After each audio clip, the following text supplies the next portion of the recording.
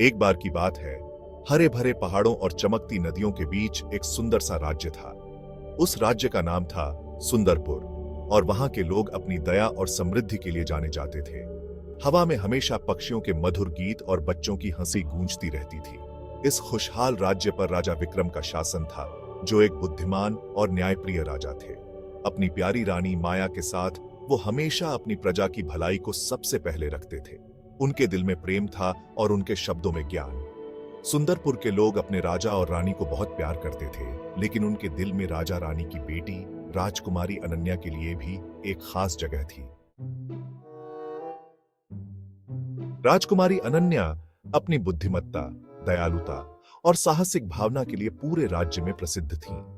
उनकी आंखें चमकदार और जिज्ञासु थीं, जिनमें शरारत के साथ साथ उनकी उम्र से कहीं ज्यादा समझदारी भी दिखाई देती थी।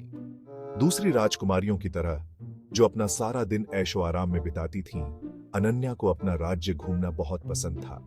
वो अक्सर बाजार जाती, वहां के व्यापारियों से बातें करती और उनकी कहानियां सुनती। वो सभी की दोस्त थीं, चाहे वो कोई साधारण किसान हो या फिर कोई ज्ञानी विद्वान। अनन्या निष्पक्षता और न्याय में विश्वास रखती थी और जो लोग खुद के लिए आवाज नहीं उठा सकते थे, उनके लिए वो हमेशा अपनी आवाज बुलंद करती थी। एक दिन सुंदरपुर के खुशनुमा राज्य पर एक काला साया छा गया। सीमा से खबर आई कि पड़ोसी राज्य युद्ध की तैयारी कर रहा है। इस राज्य का राजा दुर्जन था, जो लालची और सत्ता का भूखा था। वो हमेशा से ही सुंदरपुर की समृद्धि और खुशहाली से ईर्ष्या करता था।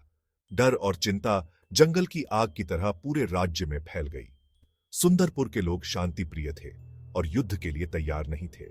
राजा विक्रम, जो अपने शांत स्वभाव के लिए जाने जाते थे, इस खतरे से बहुत परेशान हो गए। वो जानते थे कि राजा दुर्जन एक क्रूर दुश्मन था और उन्हें अपने राज्य और अपनी प्रजा की सुरक्षा की बहुत चिंता थी। राजकुमारी अनन्या ने अपनी छोटी सी उम्र में भी निराश होने से इनकार कर दिया। वो जानती थी कि राजा दुर्जन लालच और सत्ता के लालच में अंधा हो गया है। अनन्या का मानना था कि साहस और बुद्धिमत्ता से हर चुनौती का सामना किया जा सकता है। वो अपने पिता राजा विक्रम के पास गईं और अपने विचार उनके साथ साझा किए। अनन्या ने एक योजना बनाई, एक चतुर रणनीति, जिससे वो बिना किसी हिंसा के राजा दुर्जन को चकमा दे सके और अपने राज्य की रक्षा कर सके। अपनी बेटी की बुद्धिमत्ता और साहस से प्रभावित होकर राजा विक्रम ने अनन्या की योजना पर भरोसा करने का फैसला किया।